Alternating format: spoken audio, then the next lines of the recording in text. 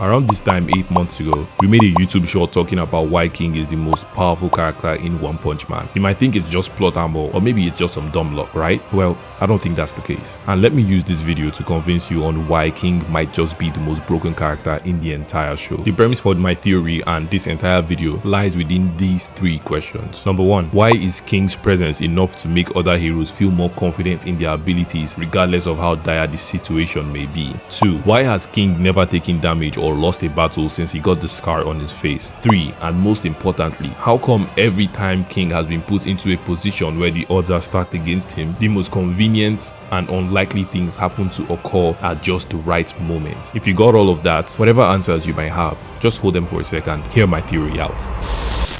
I call this theory the King internalization outcome theory. Yeah, I know it's a mouthful. And what I hope to do with this theory is answer the above questions while simultaneously explaining King's powers. And these powers come in twofold: probability manipulation, which is power of making unlikely events more likely to happen. The second power being perception manipulation, aka the dominion effect. In this case, it means the irrational overthinking that King causes, which also in turn makes everyone turn into an instant colossal jackass. The theory proposes that the universe rewards King based on the internalization of his luck and the lies surrounding his hero status. The universe of One Punch Man is no stranger to bending to the convictions of its characters, and both Saitama and King provide an interesting example of this phenomenon. Let's see how this relates to the King theory and his powers, starting with probability manipulation. Tell me the last time King lost a battle. In fact, let me make it more easy. Tell me the last time King got injured. Well, that's when he got the scar on his face, right? King and Saitama met on that particular day, and I believe this was when he obtained his powers. Why? Well, it's similar to how Saitama got his own powers. When Saitama fought the disgusting lobster, he declared he wanted to be able to defeat and kill monsters with just one punch. And at the end of the day, he actually one-shot the lobster, if you think about it. Following that, he continued to work towards becoming extremely strong. Also notice the sudden glow in his eyes in the anime version. I'm sure this probably means something. As for King, when he fought the octopus, he got extremely lucky as Saitama swooped in and took care of the monster. But what happened after that? He took credit for this. King happened to be at the right place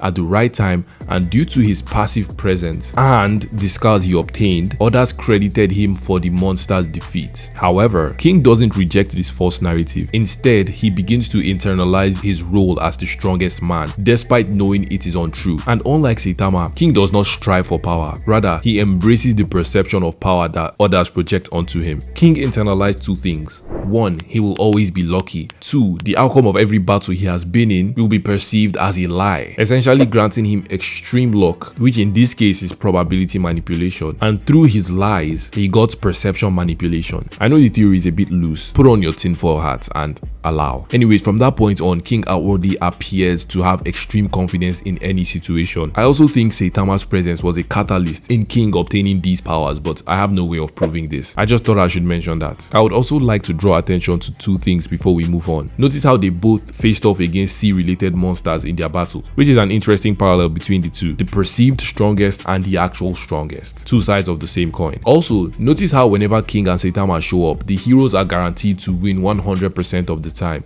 with no exceptions, which is fucking broken, by the way. But that leads us to the second power: perception manipulation, aka the dominion effect. I notice that King has this aura, this presence that whenever he is around turns everyone around him into a dumbass, which is very strange. Even Child Emperor, who is arguably the smartest character in the manga, becomes an instant colossal jackass at the presence of King. In chapter 154, for a brief moment, it seemed like Child Emperor was about to discover that King is a fraud, but he immediately does a 180 and somehow deduces that King has an ability called the ultimate Hellfire Burst Wave of Motion.